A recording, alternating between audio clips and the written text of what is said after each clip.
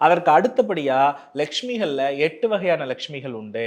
ஆகையினால் 8 தாமரைகள் நமக்கு தேவை. லக்ஷ்மியினுடைய பரிபூரண நிலையை கொண்டது எதுன்னா வலம்புரி சங்கு. ஆகையினால் அங்கு வலம்புரி சங்கு எடுத்து வைத்திருக்கிறேன். காரணம் என்ன அப்படின்னா, இந்த வலம்புரி சங்குக்குள்ள நீங்க விஷத்தை ஊற்றினால் கூட அது மருந்தாக மாறும், நல் மருந்தாக மாறும்.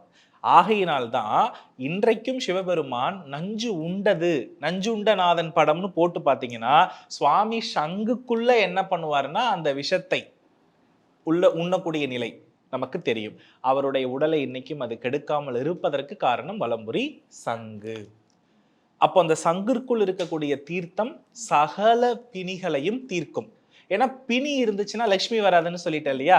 ஆகையினால தான் அங்க நான் என்ன பண்ணியிருக்கேன்னா சங்கு வைத்திருக்கிறேன். இன்னைக்கும் நீங்க கவனிச்சு பார்த்தீங்கன்னா, எந்த ஆலயத்தினுடைய கர்ப்ப கிரகமாக இருந்தாலும் சரி, சுவாமியினுடைய திருவடியில் வலம்புரி சங்கு இல்லாமல் எந்த இறைவனையுமே நீங்க பார்க்க முடியாது.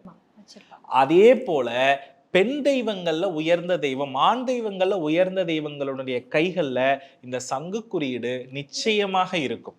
ஆகையினால் இது அத்துணை தோஷங்களையும் விலக்க வல்லது.